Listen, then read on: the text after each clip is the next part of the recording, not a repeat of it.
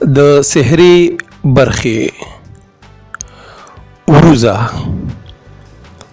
سترغلي، باڼو، ژبه، تالو، غاښ، شونډه، د سترګې تور، ګاټې، زیزمه، سپېږمه، وښکې، وری. د ځانځري برخې: ویښته، غوږ، پوزه، خوله، سټ، اوږه، ټټر، سینه، تشې، ټوټې، لاس، سپوغز، لینګې، سپینه، پونده، خپه، تندې، وروځه، سترګه، مخ، زنه، مرۍ، مټ، څنګل، ترخ، خېټه، مړوند، غمانه، پتون، ګونډه، پنډۍ، ګیټۍ.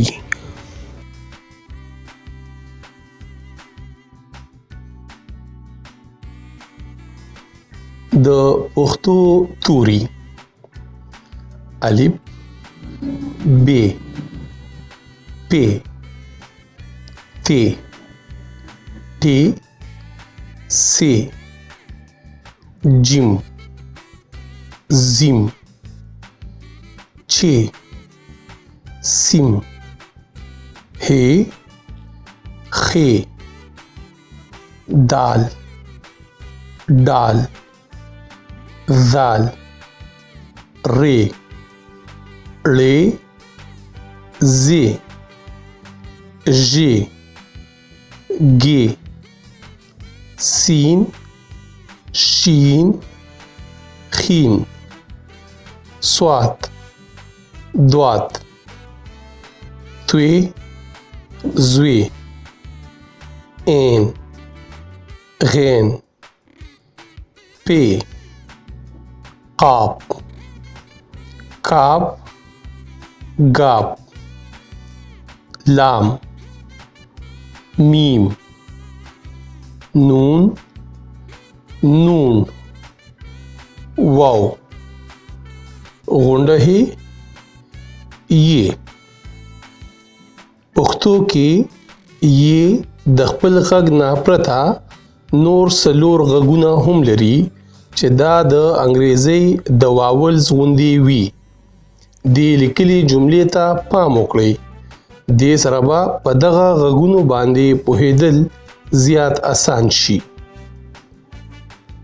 وګورئ، جینۍ په ګودر کې منګې ډکوي.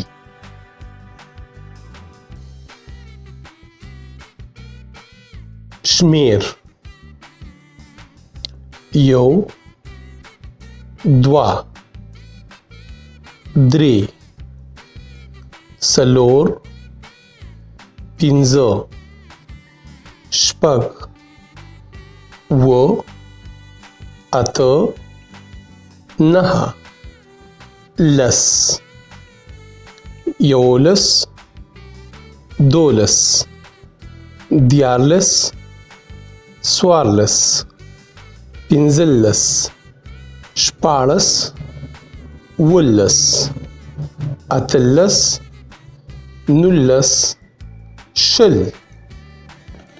یو، دوه، درې، خټکې پرې پرې، دوه، درې، څلور، اسې مه کوه اوس شور، درې، څلور، پنځه، وایه لاس دې ووینځه، څلور، پنځه، شپږ، راته ونیسه اوس غوږ. شپږ اوه اته راته نیغ دې وکاته. اته نهه لس قصه خلاصه شوله بس. په خپله ژبه کې خبرې کوئ، په خپله ژبه کې شمیر کوئ. مونږ درته دلته د رڼا بڼ د موبایل شمیر په پښتو کې لیکو. تاسو د یو موبایل شمیره په ورکړې شوې کرښه ولیکئ او بیا ورته مخامخ پښتو کې د رڼا بڼ د شمیر غوندې پښتو ولیکئ.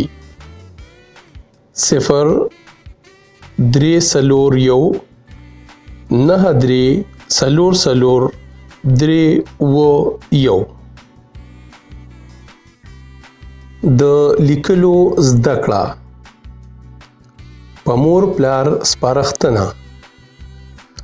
تاسو خپلو ماشومانو سره کښېنئ، هغوی ته وخت ورکړئ. خپل مخامخ په سپینه پاڼه دا لیکل بیا بیا وکړئ.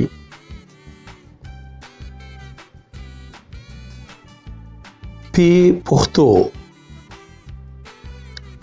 جیم، جینۍ، جرګه، جاکړ، جغ، جونګړه. زیم: ځوان، ځوانکه، زال، زونډې، زاله. چې، چونګ، چندخه، چنچڼه، چوب، چنجې. سیم، سپلۍ، څانګه، سرخه، سړیکه، سرګند. هې، حق، حیران، حساب، حوت، حکیم. خې، خسنې، خړ، خبره، خارخ، خشاک. د رڼا بڼ ګلونو. تاسو دغه پورته راوړی شوو تورو نه نورې نامې او لفظونه هم جوړ کړئ او کومې نامې چې نه پیژنئ یا چې د کومو لفظونو معنی نه پیژنئ د خپلو مشرانو او استادانو نه یې پوښتنه وکړئ. په دې پاڼه چې کوم شکلونه جوړ دي په هغې کې موږ د لرګي د دړو ګېډې نه یوه کرښه خشاک ته راښکلې ده. تاسو هم د هر شکل نه یوه کرښه اړونده لفظ یا نامې ته کش کړئ. ژوند ښکلی دی. ټولنه، معاشره. مونږ دا ګڼو چې زمونږ ټولنه تشه د انسانانو نه جوړیږي. داسې نه ده. زمونږ نه غیر چاپیره په چاپیریال کې چې څه هم دي دا زمونږ د ټولنې برخه ده.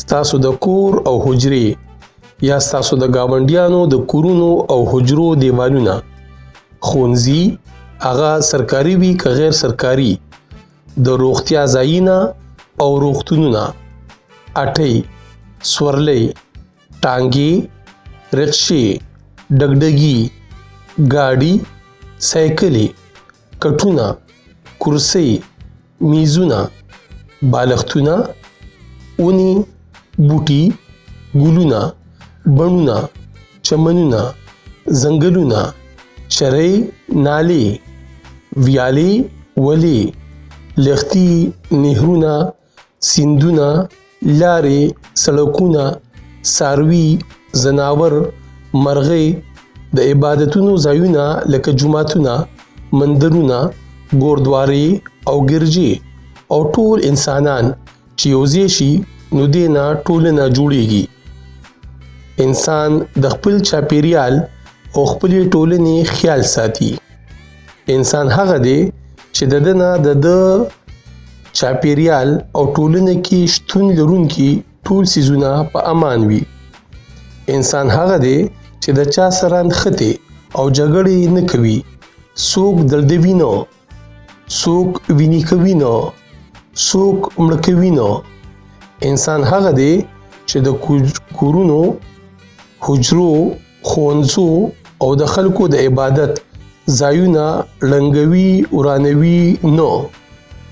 انسان هغه دی چې د چا سورلۍ ته تاوان نه ورسوي.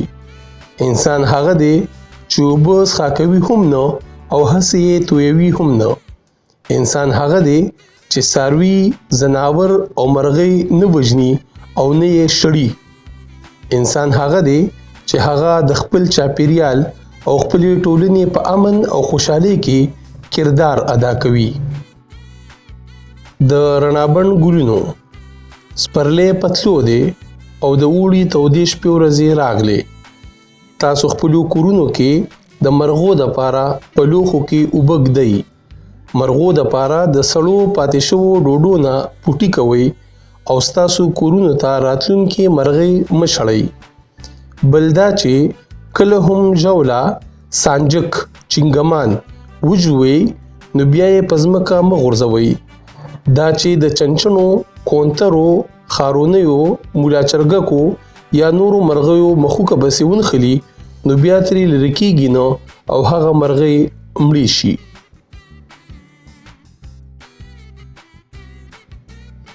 میاشتې تودې میاشتې دي د کال، بیساک جیټ آړه په شکال. بیا بادرو اسو کتک، اوړی تیر شي ټک پټک. بیا مگر ورپسې پو، ساړه ورسي تر خپو. میاشت چې بره شي د ما، شي یخني لږه په شا. ورپسې راشي په ګڼ، شیخې رازه باغ او بڼ. په آخر کې وي چې تر، باران اوري په تر تر. 12 میاشتې وي د کال، کړه یې یادې په هر حال. د ښاغلي مشتاق مجروح یوسفزي لیکلي دغه پورتني نظم کې چې د میاشتو کومې نامې راغلي دي دا د سنسکرت ژبې میاشتې دي او د زرګونو کلونو نه زموږ په ژبه دي. کروندګر او کلیوال خلک دغه نامې اوس هم کاروي. پښتو: اسنیان، اسن حسین، سپره. لومبی خور، دویمه خور، دریمه خور، ورستی څلورمه خور. زبرګه د خدای میاشت. شوقدر، برات، اسرا. روجا د وړوکي اختر میاشت. میانه، منځو میانه د لوی اختر میاشت. عربي: محرم الحرام، صفر المظفر، جمادی الاول، جمادی الثانی، ربیع الاول، ربیع الثانی، رجب المرجب، شعبان المعظم، رمضان المبارک، شوال المکرم، ذوالقعدہ المحرم، ذوالحجہ المحرم.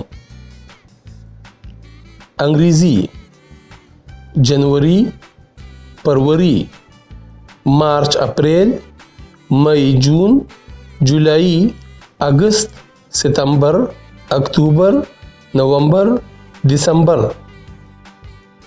مزغو کې منداڼو. دلته د پښتو هر توري حرف ته سلمه یو نښک علامت ورکړی شوی دی. تاسو لاندې لیکلی شوو نښکونو نه مخامخ کرښه کې د پښتو نامې او د پښتو نامو ته مخامخ کرښه کې نښکونه ولیکئ. بریال، قلم، ګل، سپرلی، انګړ، پښتون، امن. دا زمونږ وطن دی. باید زمونږ ماشومان د خپل پښتون وطن د بیلابیلو سیمو نامې، ولسونه، کلتورونه، ژبې، خدایي شتمنۍ، قدرتي وسایل، سیندونه، غرونه، هنرونه، عقیدې، خبرې، سندرې او روزګارونه وپیژني. رڼابڼ کې چې کومه ولسوالي وښودلی شي، مور پلار دې هڅه کوي چې د خپلو ماشومانو سره د دغه ولسوالۍ په اړه خبرې وکړي او هلته میشته د خپلو خپلوانو یا ملګرو یا هلته د تګ قصې دې خپلو ماشومانو ته واوروي. چترال د خیبر پښتونخوا یوه داسې ځانګړې ولسوالي ضلع ده چې د هندوکش غرونو په لمن کې آباده ده. دلته میشته خلک په کوور ژبه کې خبرې کوي. موږ د چترال اوسیدونکو ته چترالیان او د دوی ژبې ته چترالي ژبه وایو. چترال د افغانستان سره د واخان په پټۍ پرته سیمه ده چې دې خواته د دیر د لورۍ درې سره لګېدلې ده. د خپلې ځانګړې جغرافیې او په ژمي کې د درنې واورې له کبله د دې ولسوالۍ تړون د خیبر پښتونخوا د نورو سیمو سره کال کې 15 میاشتې مات وي. چترال کې مسلمانان، کالاش، هندوان، سیکان، عیسایان او د بودھ مذهب منونکي یو ځای د ورورولۍ ژوند تیروي. دا ولسوالي د خپل زړه راښکونکي کلتور، بیلابیلو موسمونو کې د بیلابیلو میلو، تاریخي او تهذیبي نښو نښانو او د سیلګرۍ د ښکلو ځایونو له کبله بیخي د جنت غوندې ده. دلته لوی لوی ځنګلونه، اوبه او رنګ رنګ قیمتي معدنیات او قدرتي وسایل موجود دي. نوخار د نوخار ولسوالي د پیښور، چارسدي، مردان، صوابۍ، کوهاټ او در ادم خیل په لار د اورکزو سره لګېدلې ولسوالي ده. د کابل پخوانی باچا شیرشاه سوري چې د منځنۍ ایشیا او هندوستان ترمنځ د کابل نه د چټاګانګ بنگلادیش پورې کوم اوږد سړک جوړ کړو، دا ولسوالي د دغه لوی سړک په ژۍ پرته ده. د پښتو ژبې لوی شاعر خوشحال خان خټک، شیخ رحمکار بابا چې په کاکا صاحب پیژندل کیږي او اجمل خټک هم د دې ولسوالۍ دي. دا ولسوالي پراخه ځمکې لري چې د کابل سیند په اوبو خړوب دي. د کابل سیند چې په نوخار تیر شي نو د اټک سره په اباسین ورګډ شي. د دې ولسوالۍ یو ځای د رشکۍ په نامه پیژندل کیږي چې د کاروبار ستر مرکز دی. انځورګري بنسټیز شکلونه، بیسیک شیپس. مونږ چې نړۍ کې څه هم وینو، دا ټول څیزونه مونږ په څلورو شکلونو کې ځایولی او جوړولی شو. دغه شکلونو ته بنسټیز شکلونه، بیسیک شیپس ویلی کیږي. دې میاشت کې به مونږ د دغه بنسټیز شکلونو مثالونه ورکوو او تاسو ته به ښایو چې زمونږ غیر چاپیره څیزونه څنګه په دې شکلونو کې ځایدلی او جوړیدلی شي. څلورګوټه کیوب، درېګوټه کون، خمبه سلنډر، غونمنډ سپیر. دلته مونږ تاسو ته څه څیزونو کې دغه بنسټیز شکلونه ښایو.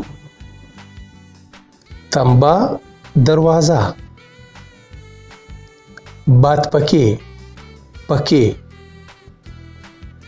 پنډوس، سروه، تمبل، سپیګما، اونه. تاسو خپل غیر چاپیره څیزونو کې دغه شکلونه ولټوئ او هڅه وکړئ چې په یو سپین کاغذ دغه شکلونه جوړ کړئ. سویا، سوا،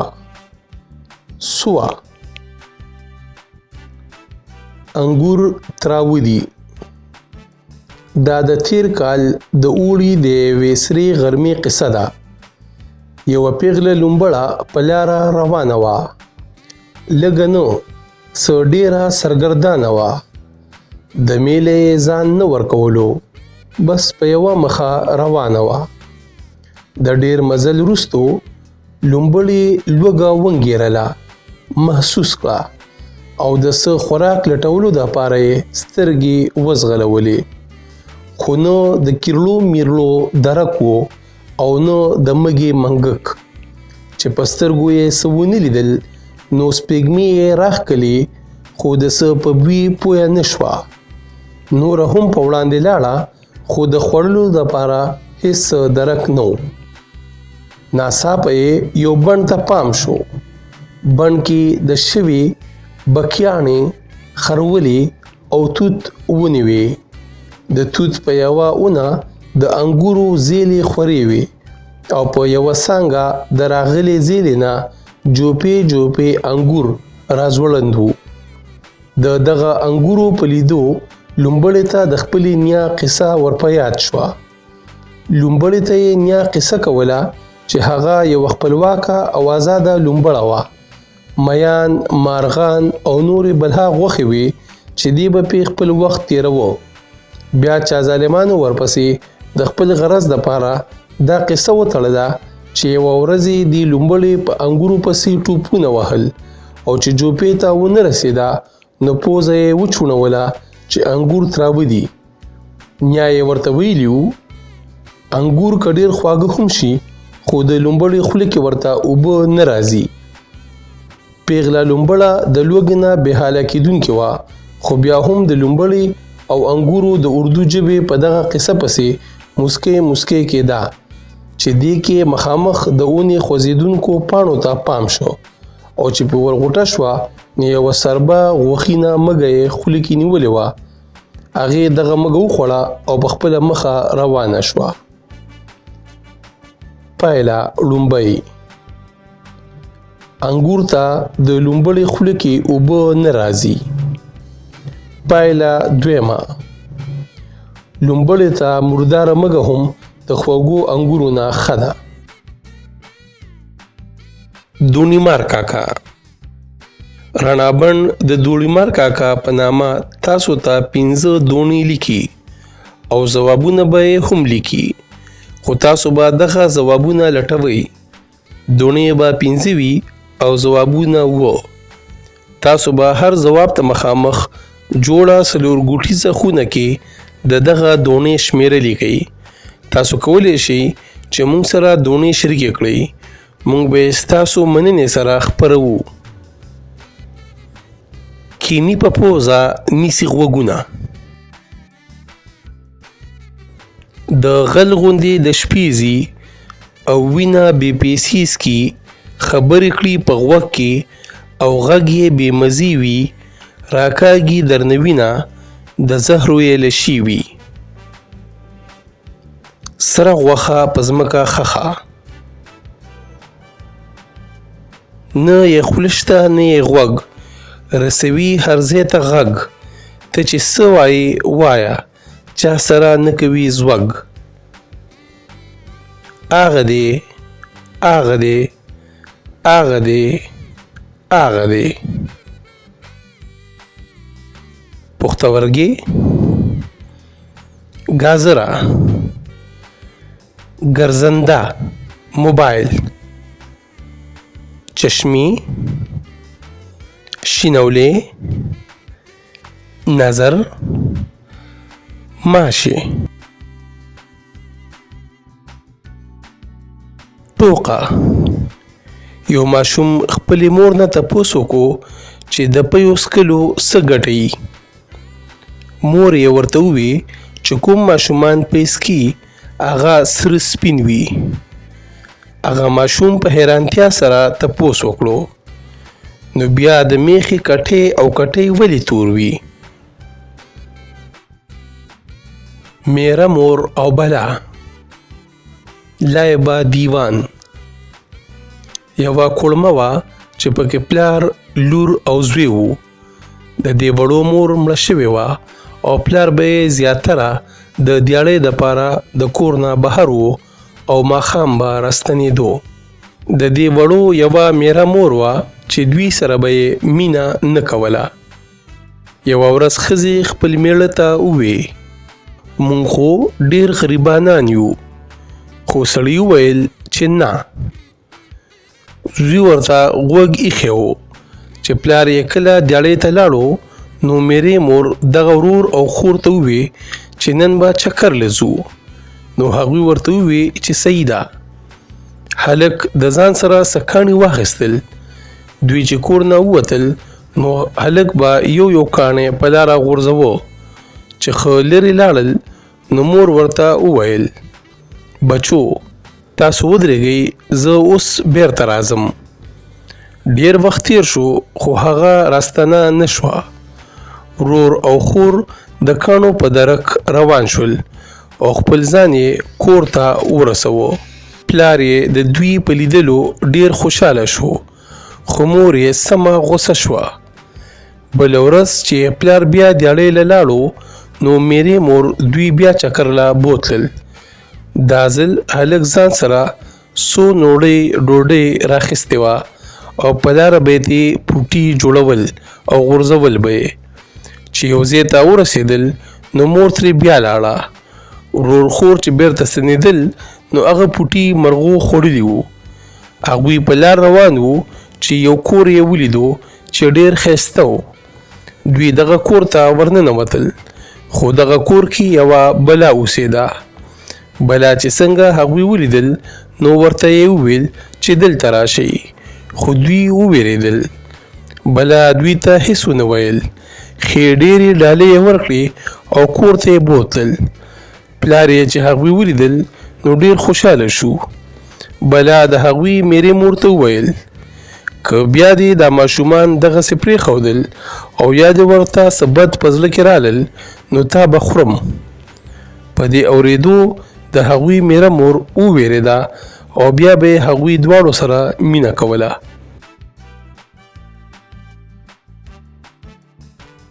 اتلان ډاکټر سمیع الدین ارمان.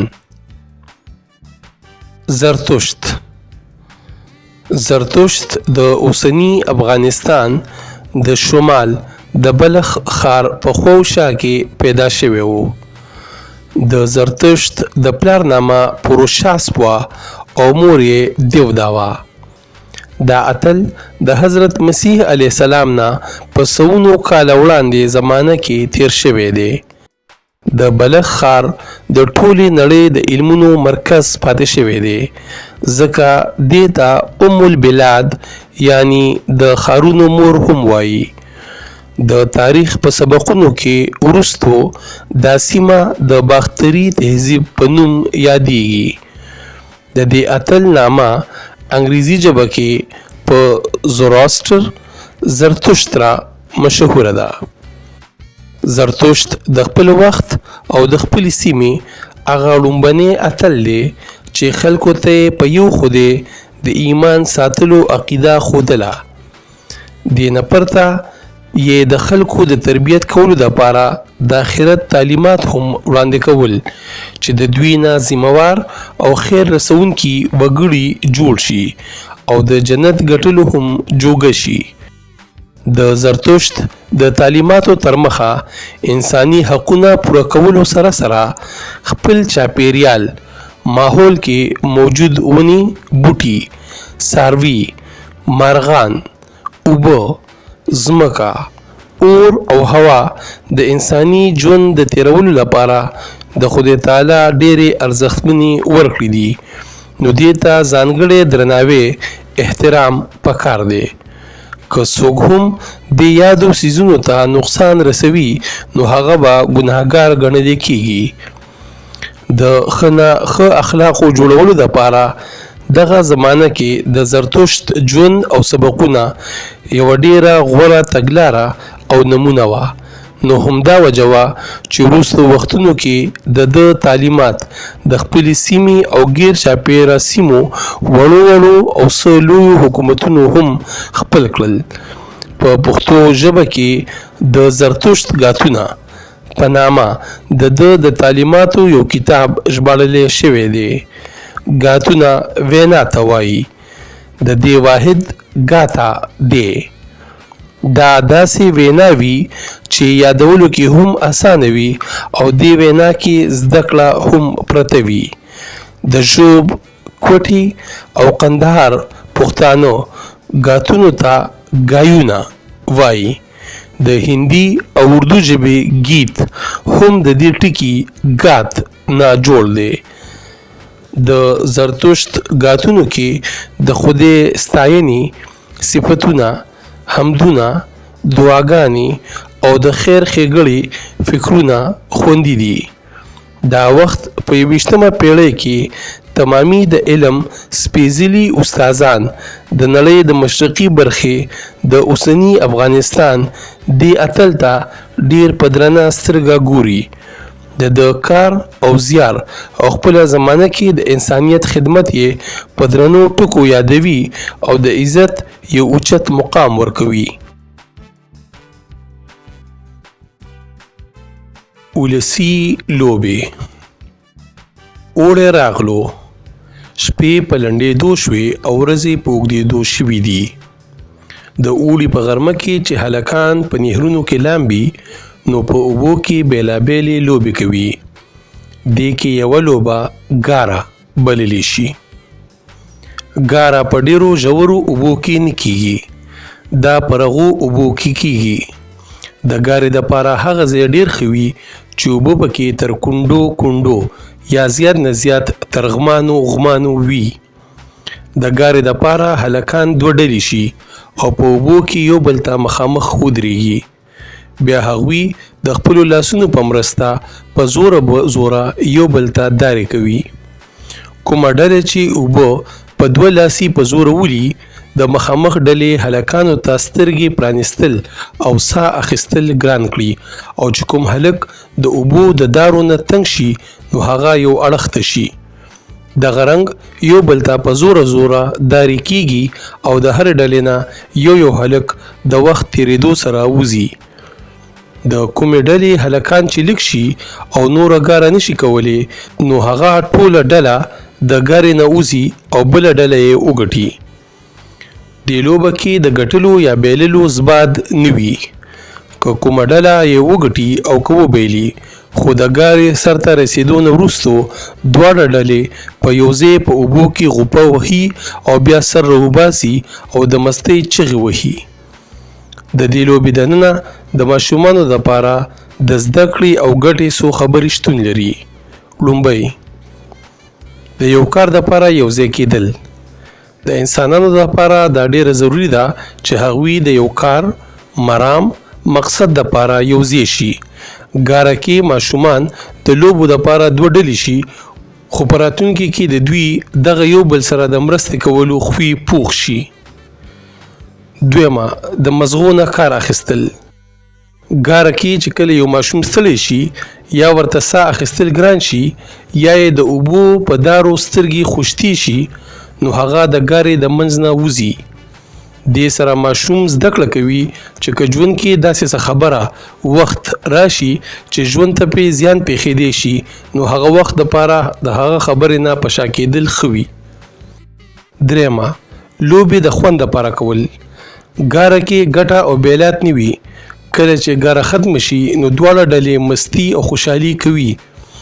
دې سره د ماشوم دننه مقابله کې دا سوچ پخېږي چې مقابله کول دي او ښه په مینه کول دي. ګټه پکې هم راځي او بیلات هم. څلورمه، ګاره یو ډیر ښه ورزش هم دی چې د ماشوم مټې، اوږې، سینه او د سټ پلی پکې راښکلي کېږي او کلکېږي.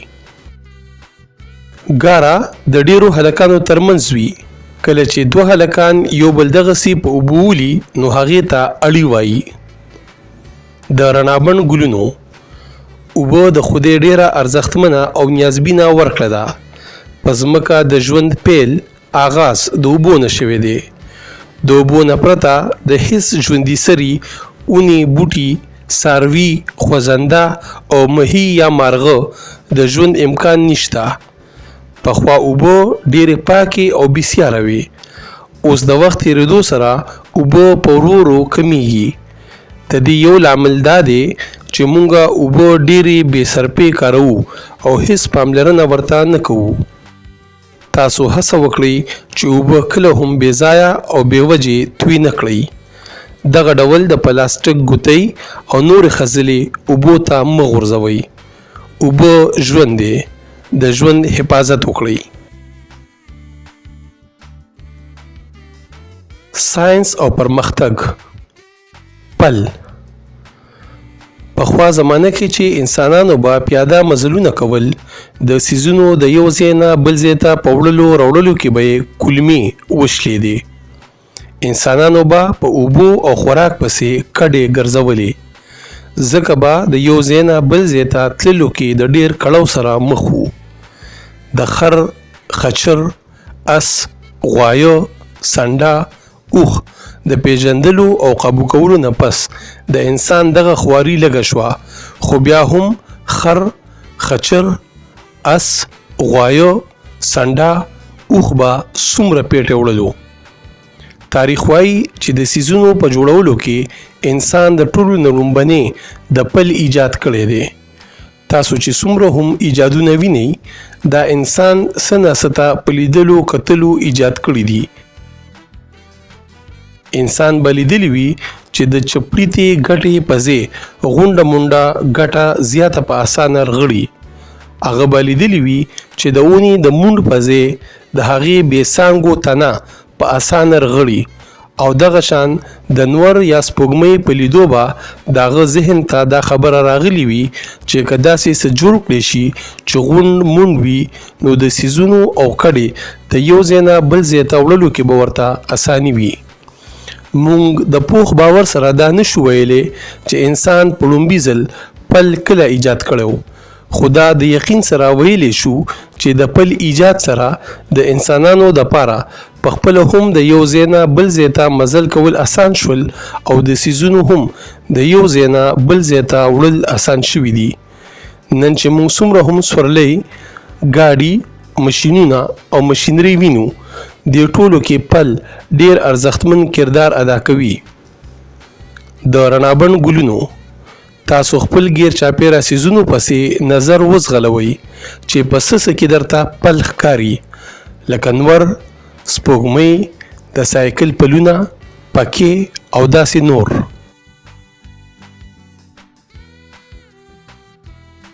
اکو بکو سرسیندکو.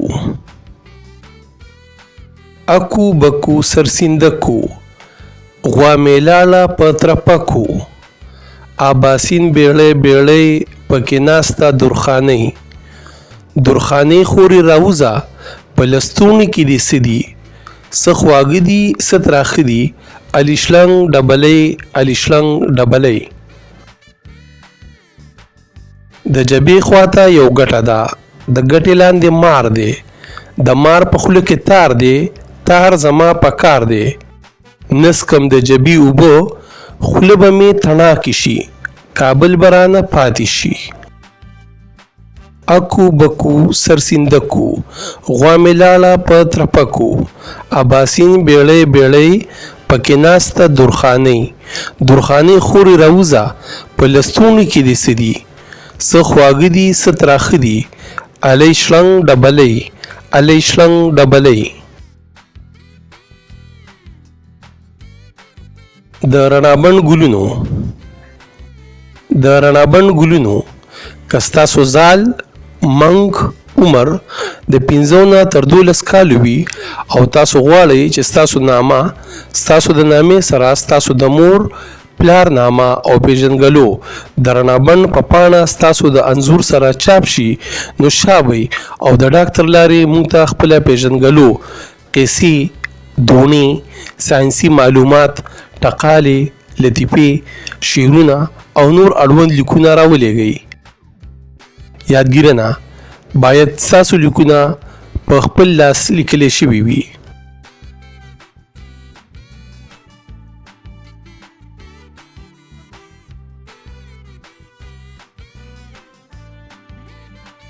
بنسټیز رنګونه. بیسیک کلرز: سور، زیړ، اودي، ورپسې رنګونه سیکنډري کلرز سوزنی نارنجي شین کړکړه تتاو توتکرکې مولا چرګک نولې سوډر سرکوزې خنزیر